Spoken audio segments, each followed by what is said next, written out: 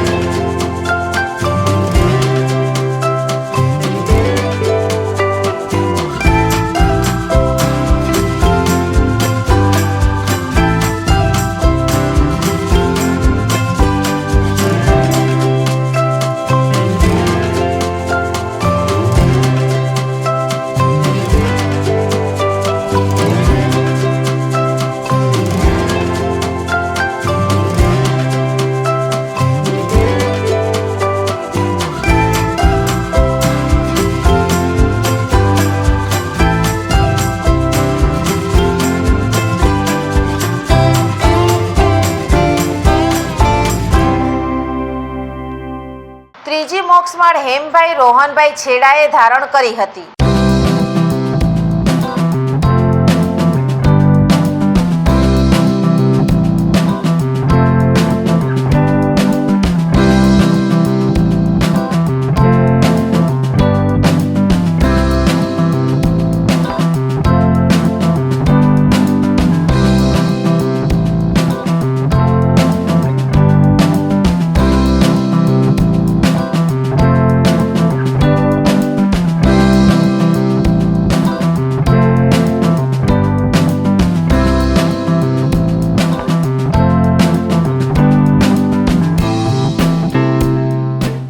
ચોથી મોક્ષમાળ દ્વાર્યા વિરલ મહેતાએ ધારણ કરી હતી.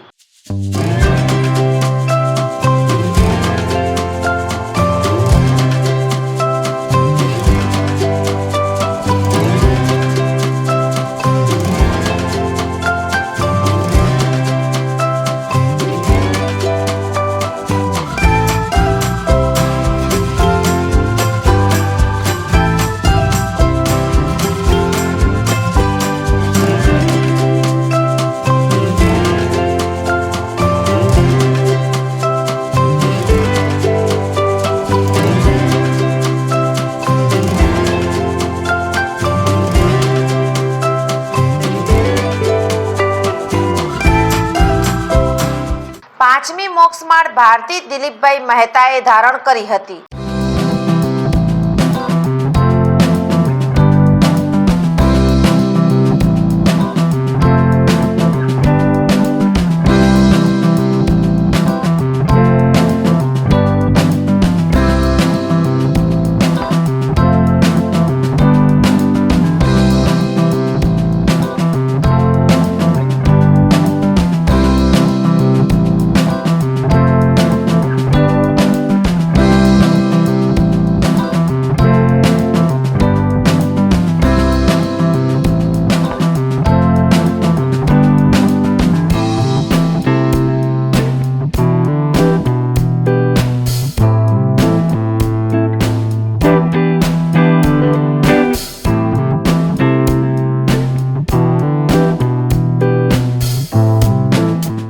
અને ક્રમશઃ 151 તપસ્વીઓએ મોક્ષમાળ ધારણ કરી ધન્યતા અનુભવી હતી. આમ આજે મોક્ષમાળનો પ્રસંગ ખૂબ જ આનંદ અને હર્ષોલ્લાસથી ઉજવાયો હતો. સમગ્ર ઉદ્યાન કરાવવાનો લાભ માતુશ્રી ભાણીબેન ધનજીભાઈ મયાચંદભાઈ વાંઢિયા મુંબઈવાળાએ લીધો હતો. આજે મોક્ષમાળાના પ્રસંગે મુંબઈ, વડોદરા, સુરત, અમદાવાદ, કચ્છભરમાંથી જુદા જુદા સંઘના આગેવાનો તથા ભાવિકોએ હાજરી આપી હતી. શ્રી વિશા ઓસવાળ જૈન સમાજ, વાગડ 724 જૈન સમાજ તથા અન્ય જૈન સમાજના આગેવાનો ખાસ ઉપસ્થિત રહ્યા હતા. આજે જીવદયા માટે ખાસ કાર્ય કરાયું હતું. ઉપસ્થિત સૌએ તથા ઉદ્યાન તપના આરાધકોએ દિલ ખોલીને જીવદયા માટે છૂટા હાથે નાણાંનો પ્રવાહ વહેવડાવ્યો હતો. આયોજક પરિવારે દેવલાલી કલાપૂર્ણમ તીર્થના તથા સહકાર આપનાર સૌના હૃદયપૂર્વક આભાર માન્યો હતો. આજે એક વિશિષ્ટ સમાચારમાં પૂજ્ય ગચ્છાધિપતિએ મૂળ વાંઢિયાના અને મુંબઈ રહેતા કિશોરભાઈ જેઠાલાલભાઈ મહેતાના ધર્મપત્ની કોકિલાબેનની દીક્ષાનું મુહૂર્ત પ્રદાન કર્યું હતું. કોકિલાબેનની દીક્ષા 26/4/2024ના થશે. આયોજક પરિવારના યુવાનોએ દિવસ રાત મહેમાનો તથા તપસ્વીઓની સેવા કરી હતી અને કોઈ અગવડ ન રહે તે માટે બારીકાઈથી કામ કર્યું હતું.